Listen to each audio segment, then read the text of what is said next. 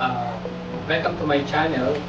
For today's video, we will review the electric scooter. Nire-request kasi ng aking anak na i-review daw ang aming nabili sa online shop na electric scooter. At sa sobrang pagmamadali at na-excite sila, hindi na namin nakuhang videohan yung pag-unbox natin.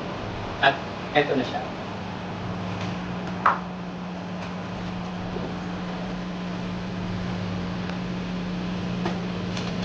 Guys, na-assemble ko na siya.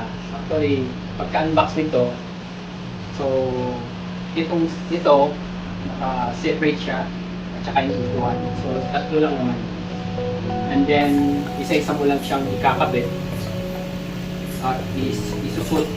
So, may mga instruction naman siya paano siya gawin. So, meron siyang kasamang charger. You can charge it from 6 to 8 hours. At pwede siyang tumakbo from 10 to 20 kilometers. And ang speedometer niya, speed niya is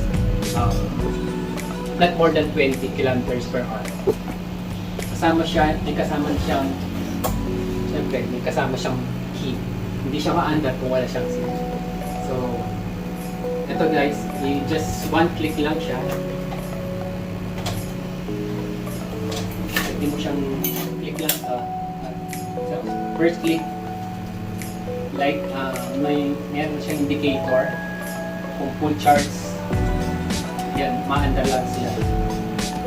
Pag second click siya, you can see there's a light. Pwede mo siyang gamitin on the road. So, tamang-tama lang to dito sa community, so within the area, para sa kasi binili nila ito para din siya ginagamit nila pang-deliver para sa mga sushi. Shout out pala, SJ Sushi Base Pwede kayong and order Sushi dyan Rolls. at ilalagay ko na sa ilalim ng link kung gusto nyo. Dito try namin sa labas to para makita kung gaano siya kabilis. So, guys, mga nyo na lang.